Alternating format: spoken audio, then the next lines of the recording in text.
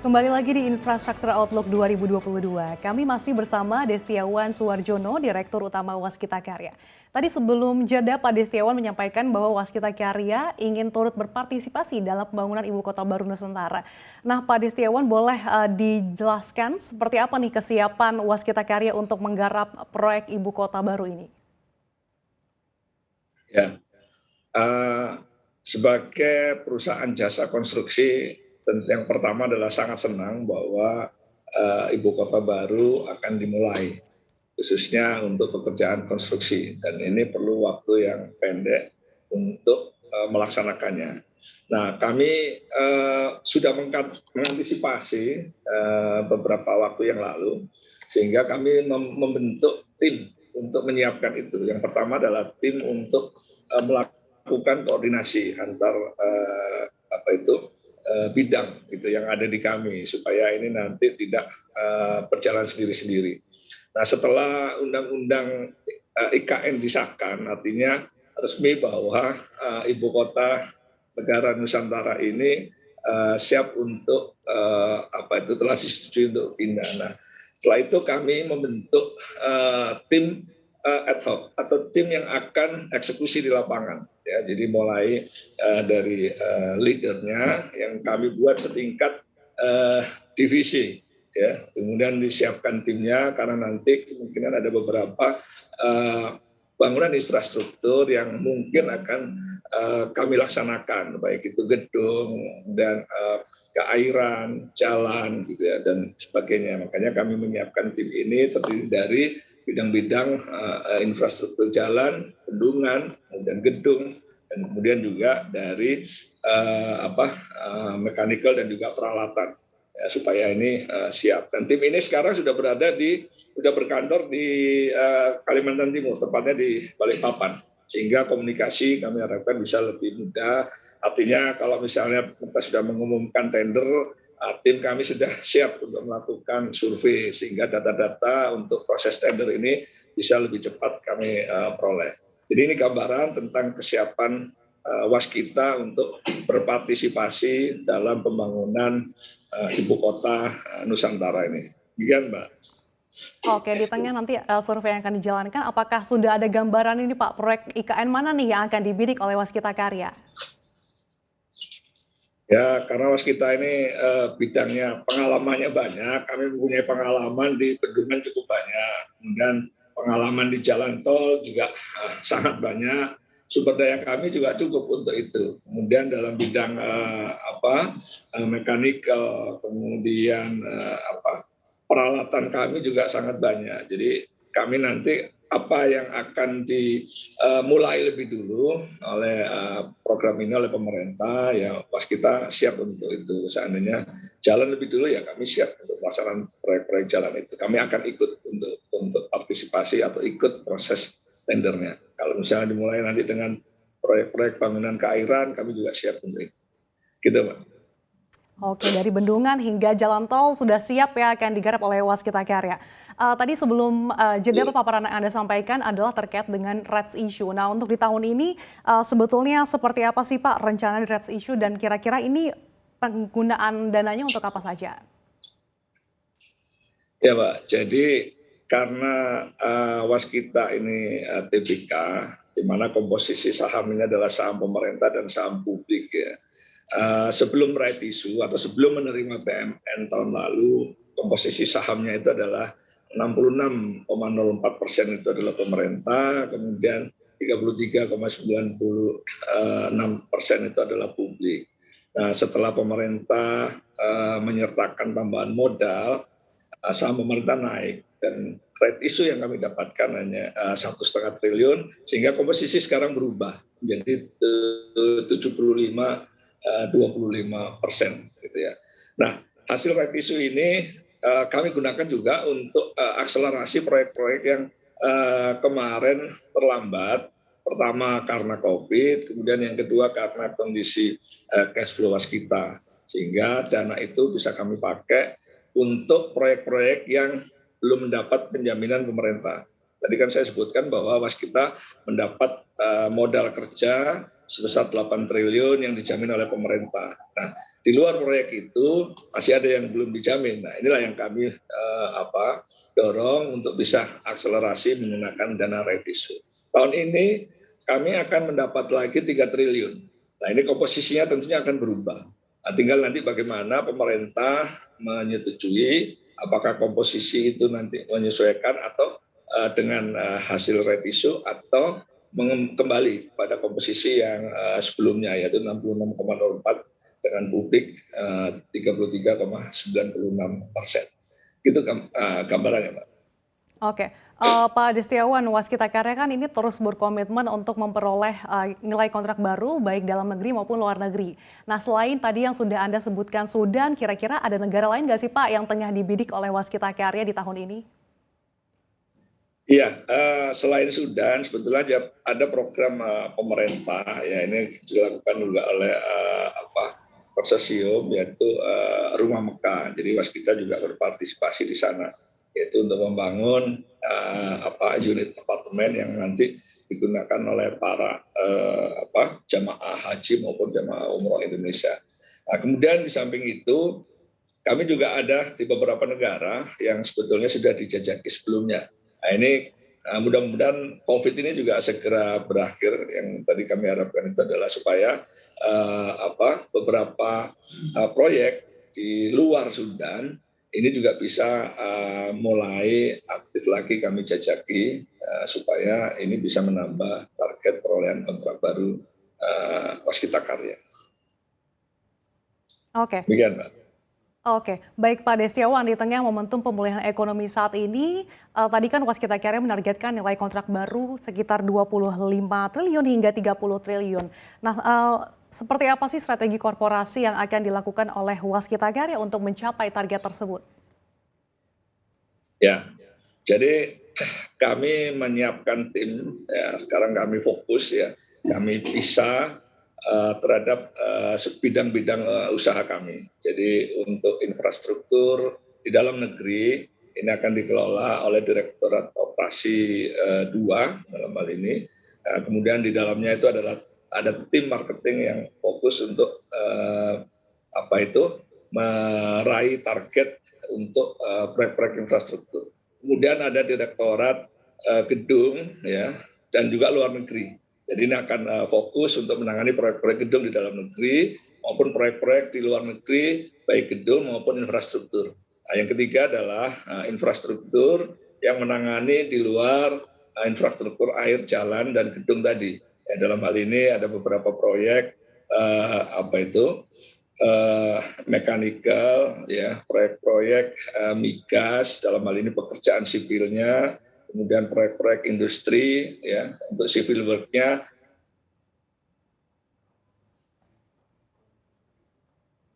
struktur 3 dan 4. Sehingga kami bisa menjadi lebih fokus dan seperti tadi target yang kami rencanakan di tahun 2022 ini bisa tercapai. Nah, seperti proyek yang luar negeri ini, jadi kami sudah fokus, timnya sudah disiapkan ya untuk mulai melakukan baik ini persiapan untuk perolehan proyek sampai nanti begitu kita dapat tim sudah siap untuk terjun ke lapangan. Demikian juga untuk program proyek-proyek IKN. Makanya kami siapkan tim khusus ya untuk menangani proyek IKN sehingga ini tidak terganggu dan bisa lebih fokus. Nah, kemudian yang lain yang seperti yang sudah ada adalah proyek-proyek APBN, proyek-proyek yang akan ditenderkan BUMN yang merupakan capek BUMN. Nah, ini kami siapkan tim khusus sehingga ini akan lebih fokus. Makanya kami optimis di tahun 2022 kontrak baru ini akan bisa tercapai dan syukur-syukur mudah-mudahan kalau yang di luar negeri ini menambah pansinya dan juga eksekusi untuk proses tendernya ini akan bisa lebih dari apa yang kami rencanakan. Oke, Waskita Karya cukup optimistis ya Pak di tahun 2022 ini bisa berlari kencang. Nah, jurus jitu apa nih yang akan dilakukan oleh Waskita Karya dan seperti apa penguatan dari 8 stream penyehatan keuangan Waskita ini? Iya, Pak. Tadi saya katakan bahwa Waskita ini sudah punya modal gitu ya. Terus kemudian modal ini seperti vaksin saat ini gitu ya. Jadi tahun lalu kami dapat vaksin di tahap pertama ya terkait dengan PMN, kemudian tahap kedua itu ada kredit modal kerja, kemudian ada MRA juga. Nah, kemudian posternya ini tahun ini nih adalah PMN nih sebagai tambahan modal untuk tahun 2002. Kemudian ditambah dengan proyek baru.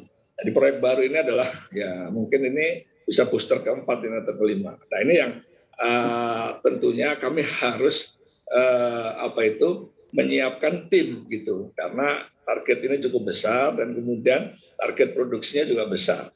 IKN nggak bisa disepelekan karena apa? Proyek ini target pemerintah adalah 2024 ini harus selesai yang akan ditenderkan di tahun ini. Kemudian proyek kami yang di luar negeri ini proyek yang besar karena panjang jalan itu ada 1.000 kilometer, gitu ya. Nah, kemudian proyek-proyek yang kami sekarang sedang berjalan, kami harus menyelesaikan ruas-ruas tol, ya 7 ruas yang didanai oleh BUMN.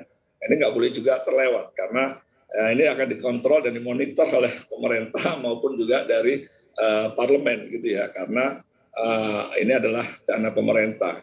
Sehingga kami harus menyiapkan tim yang siap untuk berperang menyelesaikan proyek-proyek itu. Nah ini adalah kunci penting dan kami mempunyai program transformasi juga. Jadi transformasi tata kelola, transformasi bisnis ini kami sambungkan juga dengan transformasi sumber daya. Ya, jadi kami menyiapkan tim-tim yang harus siap, ya, yang solid, yang siap untuk terjun di lapangan di mana saja. Nah, ini kami baik itu pelatihan, kemudian tambahan peningkatan kompetensi, ini kami lakukan paralel, ya, dan dalam waktu yang pendek. Ya. Jadi kalau kami ketinggalan juga ini karena COVID, ya, jadi kami harus kejar di tahun 2022 ini karena harus bisa memenuhi program-program untuk meningkatkan kompetensi, kemudian program-program untuk menambah track record dari teman-teman ini sehingga pada saat mereka diterjunkan ke proyek-proyek yang memerlukan penanganan khusus, proyek-proyek yang memerlukan kinerja yang tinggi, produktivitas yang tinggi, mereka sudah siap. Nah, kami harapkan tidak ada keluhan dari tim dan ini akan menimbulkan sinergi. Nah, demikian juga dengan top management, ya, kami juga harus siapkan supaya nanti bisa membantu tim-tim proyek tersebut. Nah, di antaranya adalah program digitalisasi.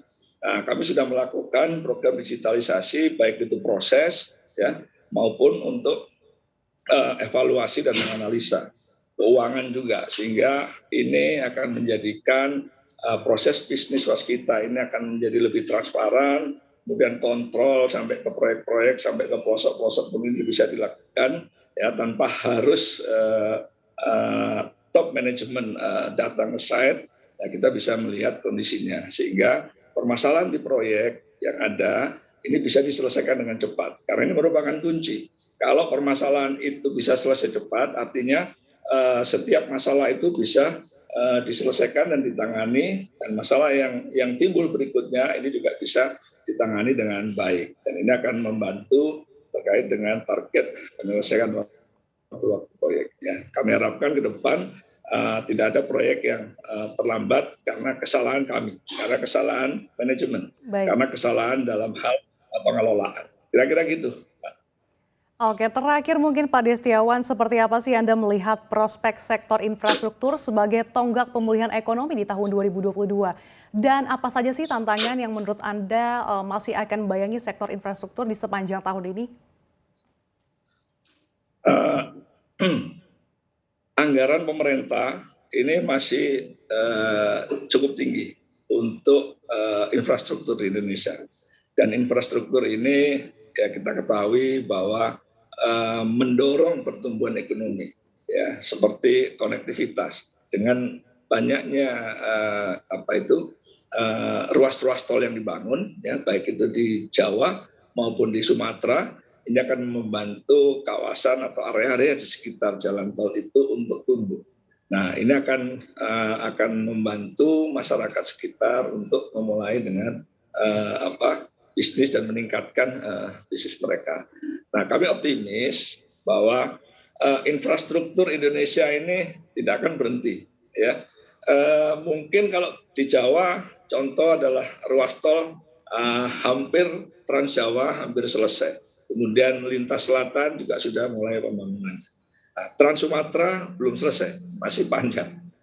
Mungkin dengan pindahnya ibu kota baru, ya dengan ibu kota dari Jakarta ke Kalimantan, nanti akan perlu Trans Kalimantan juga. Sulawesi belum punya Trans Sulawesi, ya. Demikian juga Papua, ya, di pulau-pulau kecil di Nusa Tenggara. Jadi masih besar. Nah, kemudian potensi untuk membangun bendungan-bendungan, tampungan-tampungan air untuk kepentingan baik itu power plant, air bersih, ini juga masih banyak peluang di daerah-daerah di luar Jawa. Di Jawa aja yang sudah seperti ini masih bisa dibangun beberapa bendung.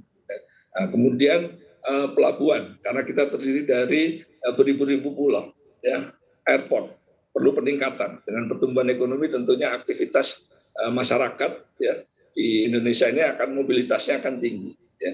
Jadi optimislah kalau 50 tahun ke depan infrastruktur ini masih banyak, ya. Nah, ini yang kami harus siapkan sehingga Waskita ini siap menyongsong program pemerintah dalam hal infrastruktur. Nah, tahun 2022 tadi saya sebutkan bahwa pemerintah memulai program IKN, kemudian program infrastrukturnya sendiri jalan.